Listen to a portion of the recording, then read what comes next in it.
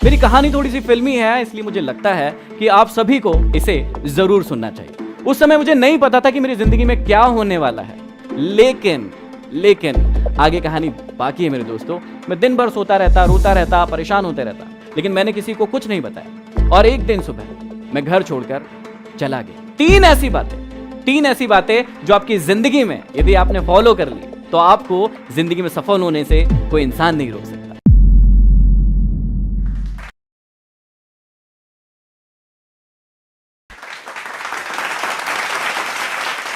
नमस्कार दोस्तों, मेरा नाम है महेंद्र दोगने और आप सभी लोग मुझे एमडी मोटिवेशन के नाम से जानते हैं। मैं रहता हूं मध्य प्रदेश के सबसे छोटे डिस्ट्रिक्ट हरदा में। मेरी कहानी थोड़ी सी फिल्मी है, इसलिए मुझे लगता है कि आप सभी को इसे जरूर सुनना चाहिए। इस कहानी की शुरुआत होती है 7th क्लास से।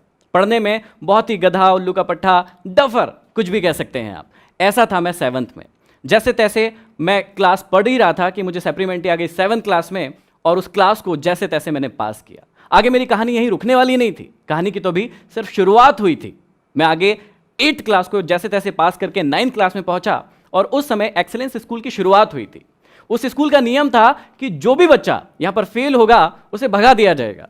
आप जान के आश्चर्य करेंगे कि उस साल, जिस साल ये स्कूल स्टार्ट हुआ था, उस पूरे स्कूल में एक ही बच्चे को सप्लीमेंट्री आई थी, वो था मैं। और आपको उससे ज्यादा जानकर आश्चर्य होगा कि उस साल उस सप्लीमेंट्री की परीक्षा को भी मैं पास नहीं कर पाया। मैं फेल हो गया और स्कूल से मुझे निकाल दिया गया। मैं बहुत परेशान हो गया, मैं चिंतित हो गया, क्योंकि लोग मुझे परेशान करने लगे। मेरे फ्रेंड सर्कल मुझे परेशान करने लगे। जब भी मैं रोड पर जाता था वो मुझे गालियां देते थे, कहते थे अरे देखो फेलियर आ गया, ये तो फेल हो गया था। कागज के टुकड़े फाड़ फाड़ कर मुझ पर उड़ाते थे। मैं बहुत दुखी हुआ, बहुत रोया, और मैंने डिसीजन लिया कि मैं आगे पढ़ाई नहीं करूंगा। लेकिन घर वालों ने जैसे तैसे मनाया कि तुझे फिर से पढ़ना पड़ेगा। मैंने कहा नहीं पढ़ूंगा। उन्होंने कहा कि तुझे पढ़ना पड़ेगा और फिर से 9th क्लास पढ़ना पड़ेगा। ये सबसे बड़ा टेंशन था मेरे लिए, क्योंकि वही क्लास फिर से पढ़ना मेरे लिए पॉसिबल नहीं था।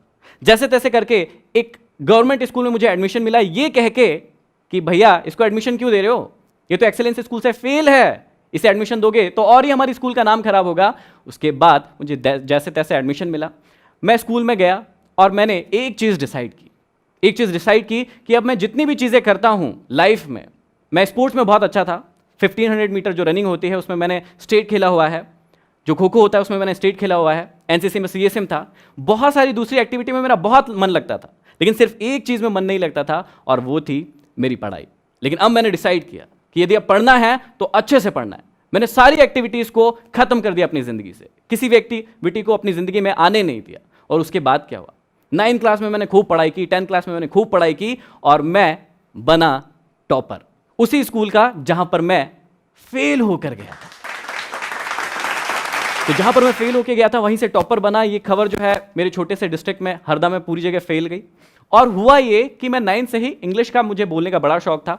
मैंने एक इंस्टीट्यूट ज्वाइन किया था जहां पर मैं कॉम्पिटिशन एग्जाम की तैयारी भी करने लगा था।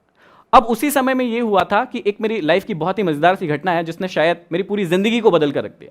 मुझे बचपन से ही गरबा करने का बड़ा शौक था, डांस करने का बड़ा शौक था, और पता नहीं क्यों ऐसा होता है, पता नहीं क्यों, मैं ठीक ठाक हूं लेकिन पता नहीं क्यों मुझे लड़कियों जैसा रहना बड़ा पसंद था। मुझे बड़े बाल रखने बहुत पसंद थे, मुझे उनकी तरह तिलक लगाना बड़ा पसंद था। तो जब भी मैं गरबा करने के लिए जाता था तो वैसे ही बाल, वैसे ही तिलक और वैसे ही कुछ कुछ चीज़ें पहन के जाता था। अब क्योंकि मैं छोटा था और बड़े जो भाई लोग थे उनके ग्रुप में था, मुझे सबसे आगे खड़ाया जाता था क्योंकि मेरी एंट्री शानदार होती थी, कुछ अलग सी हरकतें करता था मैं। जब मेरी एंट्री हुई, वैसे मेरे पिताजी एक मैकेनिक है, हमारी शॉप है, और वैसे वो कहीं नहीं जाते हमारा प्रोग्राम देखने, कुछ भी देखने नहीं जाते, लेकिन कहते हैं ना किस्मत में जो लिखा है वो होके रहता है। वो उस दिन गरबा देखने के लिए आए। मेरी एंट्री हुई, लोग आसपास में खड़े थे उनके। जैसे ही मेरी एंट्री हुई, मेरे लहराते हुए बाल मुझे बड़े अच्छे लग रहे थे, लेकिन हुआ क्या, लोगों ने कहना शुरू कर दिया कि ये कौन पागल लड़का है, ये कैसा लड़का है जो लड़कियों की तरह रह रहा है। उसके बाद मेरे पिताजी से ये सुनते नहीं बना, वो वहां से घर चले गए। उन्होंने मुझे उस दिन कुछ नहीं कहा, लेकिन अगले दिन मेरे पिताजी मेरे अंकल के साथ बैठे हुए थे। अंकल ने मुझे बुलाया, कहा बेटा इधर आओ, ये क्या कर रहे हो, ये क्या हालत बना रखी है, लोग कह रहे हैं कि तुम लड़की जैसे दिखते हो। कल तुम्हारे पिताजी को ये कहने में शर्म आ गई कि तुम उनके बेटे हो, वो ये भी नहीं कह पाए। मुझे इस बात ने बड़ा दुखी किया। उस समय मुझे नहीं पता था कि मेरी जिंदगी में क्या होने वाला है, लेकिन आगे कहानी बाकी है मेरे दोस्तों। मैं बताता हूं कि उसके बाद क्या हुआ उसी ग्राउंड पर। उसके बाद मैंने 9th क्लास जैसे तैसे निकालना शुरू किया। 10th क्लास में मैंने टॉप किया, कॉम्पिटिशन एग्जाम की तैयारी करने लगा, ब्रिलियंट स्टूडेंट बन गया। उसके बाद मेरा सिलेक्शन हुआ 12th क्लास में स्टेट बैंक ऑफ इंडिया में। लेकिन कहते हैं ना, डेस्टिनी में कुछ और ही लिखा था। उस सिलेक्शन को मैंने एक्सेप्ट नहीं किया। उसके बाद मैंने उस सिलेक्शन को छोड़ दिया। मैं स्टेट बैंक ऑफ इंडिया का जो क्लर्क का मेरा सिलेक्शन हुआ था उसे ज्वाइन नहीं किया, उस सिलेक्शन को मैंने नहीं लिया। लेकिन उसके बाद कहते हैं ना, डेस्टिनी में यदि कुछ और लिखा हो तो फिर वो हो के रहता है।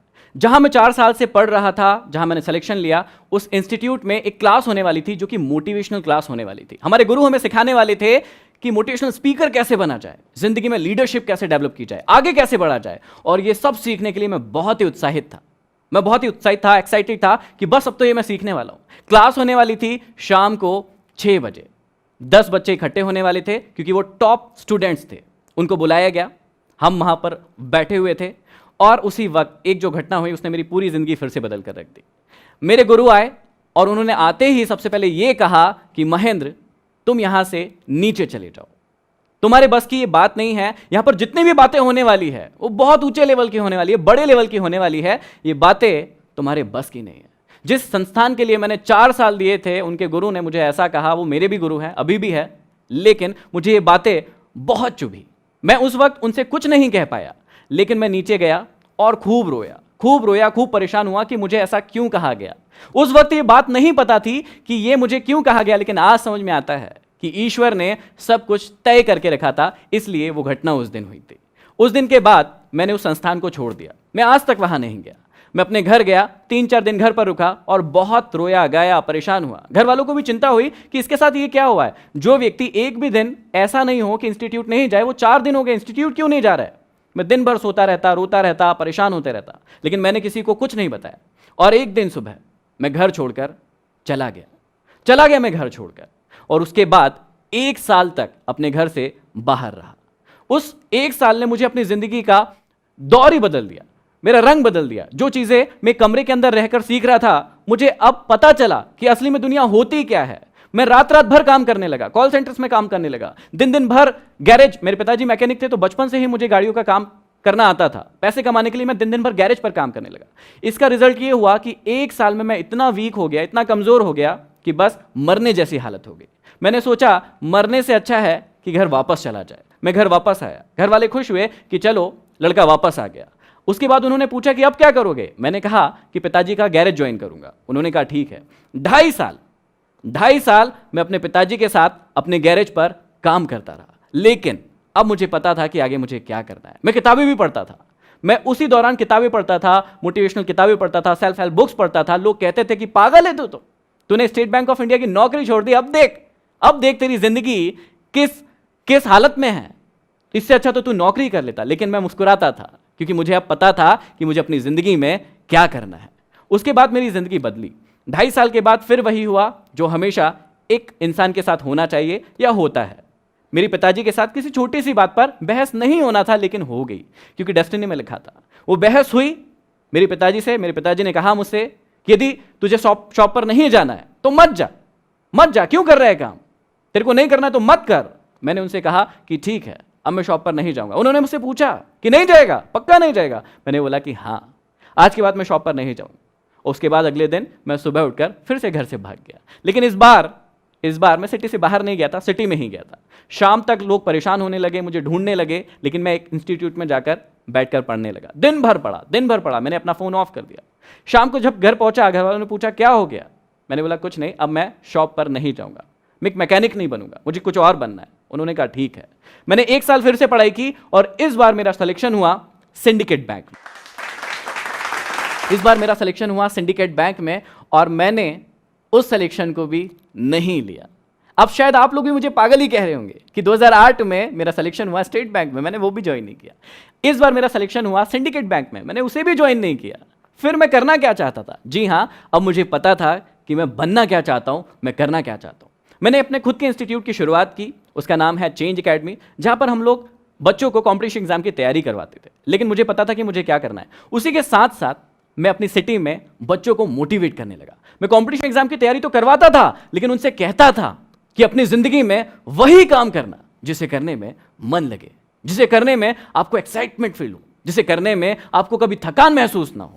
लोग मुझे कहते थे कि पागल हो क्या, तुम तो कंपटीशन एग्जाम की तैयारी करवाते हो, फिर ये क्यों कहते हो कि वो काम करो जिसमें मन लगे, पसंद हो। मैं उनको कहता था कि मेरा धंधा नहीं है, मैं इंसान को इंसान बनाना चाहता हूं, उसे सिखाना चाहता हूं कि जिंदगी को कैसे जिया जाए। ये कारवा चल रहा था 6 साल में मेरे 3 ब्रांचेस हो गए, मेरा इंस्टीट्यूट बड़ा होने लगा, लोग सोचने लगे कि बस अब तो ये सक्सेसफुल हो गया, आगे बढ़ गया। लेकिन कहानी तो अभी शुरुआत हुई थी, कहानी अभी शुरू हुई थी, और उसी दौरान आया 2017 का एंड। मैं बहुत सारे काम कर रहा था, बहुत सारे टॉक्स ले रहा था, स्पीचेस ले रहा था, लोग मुझे जानने लगे थे, मेरे इंस्टीट्यूट की बहुत सारी ब्रांचेस खुलने लगी थी, जहां पर जिस सिटी में 25 से 30 हजार कमाना भी बहुत बड़ी बात होती है। लोगों को लगता है कि अरे बाप रे 25 से 30 हजार रुपए कमाता है व्यक्ति। वहां उस सिटी में मैं हर महीने 1 लाख रुपए से ज्यादा कमाता था। लेकिन ट्विस्ट यहीं पर है, मैंने उस सारी चीज को दांव पर रखा क्योंकि मुझे अच्छा नहीं लग रहा था। मुझे लग रहा था कि इससे और कुछ बड़ा कर सकता हूं मैं, और कुछ अच्छा कर सकता हूं मैं। और फिर 2017 का एंड आया। वहां पर क्या हुआ, वहां पर मैंने एक डिसीजन लिया कि अब इन सारी कोचिंग्स को मुझे बंद करना है, क्योंकि मुझे कुछ और अच्छा करना है। मेरे दिमाग में चल नहीं रहा था, मुझे समझ ही नहीं आ रहा था कि मैं ये काम करूं या ना करूं। फिर डिसीजन लिया कि मुझे ये काम अब नहीं करना है, और 2017 के एंड में मैंने तीनों के तीनों ब्रांचेस बंद कर दिए। अब लोग फिर से परेशान होने लगे, फिर से मुझे पागल कहने लगे कि यार इससे बड़ा पागल कोई नहीं है। सारी सिटी में ये बात हो गई, क्योंकि छोटी सिटी है तो सारी जगह बात फैल गई कि महेंद्र तो फिर से पागल हो गया। अब उसने एक कैमरा खरीद के लाया है, एक माइक खरीद के लाया है, अब तो वो ना शादियों की शूटिंग करेगा शायद। ऐसी बातें मार्केट में उड़ने लगी, सबको ये बात पता चल गई। मेरे काफी सारे स्टूडेंट्स थे, उन्होंने भी ये बातें फैलाना शुरू कर दी। लेकिन इस बार भी वही हुआ, मैं मुस्कुराता रहा, मैं किसी से कुछ नहीं कहा, और मैं बैठ गया एक रूम के अंदर, एक कमरे के अंदर, एक कैमरा और एक माइक लेके। और फिर शुरुआत हुई मेरी जर्नी की। वो जर्नी थी यूट्यूब की जर्नी। मुझे पता था कि मुझे अब क्या करना है, मैं आगे बढ़ता गया। मैंने 4 महीने वीडियोस बनाना शुरू किए। शुरुआत में ये बहुत कठिन होता है, क्योंकि जब वीडियो डालते हैं तो यदि आप यूट्यूब से हैं तो आपको पता होगा कि व्यूज नहीं मिलते हैं, लाइक्स नहीं मिलते हैं, लोग उसे शेयर नहीं करते हैं, बड़ा दुख होता था। लेकिन मुझे अपने आप पर पूरा विश्वास था, मुझे पता था कि मुझे क्या करना है, मुझे पता था कि मेरी मंजिल कहां है, मुझे अपने आप पर विश्वास था। और इसी प्रकार मैं 4 महीने तक उसको जारी रखता गया। हुआ क्या, उसका रिजल्ट ये हुआ कि 5वें महीने में मेरा एक वीडियो वायरल हुआ, और वो इतना वायरल हुआ कि उसे 6.3 मिलियन लोगों के द्वारा सिर्फ 15 दिन के अंदर देखा गया। सिर्फ 15 दिन के अंदर 6.3 मिलियन व्यूज मिले, और मेरी आवाज हर हिंदुस्तानी तक पहुंच गई, और लोग मुझे मेरी आवाज के कारण जानने लगे, लोग मुझे एमडी नाम से जानने लगे। अब यहां पर कहानी रुकने वाली नहीं थी, मैंने और वीडियोस डालना शुरू किया, मैं और पॉपुलर होता गया। मुझे radio station, talk show, magazines, newspaper, सब जगह से ऑफर आने लगे कि हमारे यहाँ आइए, हमारे यहाँ टॉक लीजिए, हमारे यहाँ सेमिनार कीजिए। और इसने मेरी जिंदगी पूरी तरीके से बदल दी थी। जो मैं सपना देखता था, जब मैं आईने के सामने खड़ा होता था, मैं देखता था कि मैं तो हीरो हूं, वही फीलिंग मुझे आने लगी, और मैं आगे बढ़ता गया। आप सभी ये जानने के लिए बहुत ही एक्साइटेड होंगे कि एक लड़का जिसे 7th में सप्लीमेंट्री आई, 9th में सप्लीमेंट्री आई, वो फेल हो गया, घर से भाग गया, गैरेज पर काम किया, आज पूरे हिंदुस्तान नहीं और भी कंट्रीज में जाना जा रहा है अपने काम के कारण। तो ऐसी कौन सी सफलता की ट्रिक्स है, टिप्स है, जो आप लोगों को यदि मैं बताऊं तो आप लोग भी अपनी जिंदगी में सफल हो सकते हैं। वही टिप्स मैं आपसे शेयर कर रहा हूं। 3 ऐसी बातें जो आपकी जिंदगी में यदि आपने फॉलो कर ली तो आपको जिंदगी में सफल होने से कोई इंसान नहीं रोक सकता। पहली टिप, हमेशा खुद पर विश्वास करना। हमेशा याद रखना, खुद पर विश्वास करना, क्योंकि कई बार जिंदगी में ऐसा होता है कि जब हम काम करना शुरू करते हैं, फेल होते हैं, गिर जाते हैं, लेकिन कई लोग वहीं पर पड़े रहते हैं, अपनी जिंदगी में सोचते हैं कि मैं आगे नहीं बढ़ सकता, मैं कुछ नहीं कर सकता। मैं आपको समझाना चाहता हूं, मैं आपको बताना चाहता हूं कि जिंदगी में किसी पर विश्वास करे ना करे, लेकिन सबसे पहले खुद पर विश्वास करें। दूसरी टिप्स जो मैं आपको देना चाहता हूं बहुत ही इंपॉर्टेंट है, अपने आप को कभी भी सस्ते में मत बिकने दीजिए। कई बार ऐसा होता है कि हम अपनी जिंदगी में जब एम बनाने के लिए बैठते हैं तो छोटे छोटे से एम बना लेते हैं, सोचते हैं कि ये भी हम कर पाएंगे या नहीं, खुद पर विश्वास नहीं होता है। दोस्तों, मैं आपको समझाना चाहता हूं कि अपने आप को और अपने सपनों को कभी भी लिमिटेड मत कीजिए, उन्हें बड़ा बनाइए, और अपने आप को कभी भी सस्ते में मत बिकने दीजिए। और तीसरी और सबसे इंपॉर्टेंट चीज, हमेशा याद रखना, बड़ा नौकर बनने से अच्छा है छोटा मालिक बन जाना। हमेशा खुश रहोगे। क्या आपको लगता है कि लाइफ में सक्सेसफुल होने के लिए डेस्टिनी की जरूरत पड़ती है? यदि आपको लगता है हां, तो कमेंट बॉक्स में कमेंट कीजिए, इस वीडियो को लाइक कीजिए और ज्यादा से ज्यादा शेयर कीजिए, सब्सक्राइब कीजिए जूस टॉक्स। 2003 में मेरे हस्बैंड एक्सीडेंट एक्सपायर हो गए थे। मैंने कभी अपनी लाइफ में किसी की मौत नहीं देखी थी। वो फर्स्ट मौत थी जो मैंने अपने हस्बैंड की देखी थी। एक्सीडेंट्स में सारे मेरा डैमेज हो गया शरीर, सिर्फ एक सांस थी जो धड़क रही थी। पैसों की दिक्कत इतनी बढ़ गई थी कि मैं बता नहीं सकती आप लोगों को कि एक एक रुपए के लिए हम मोहताज हैं। आप टैक्सी चलाओ या हवाई जहाज चलाओ, मुझे मेरी मम्मी चाहिए, मुझे कोई नहीं फ़र्क पड़ता। मेरी मम्मी में वो हिम्मत है जो कर सकती है।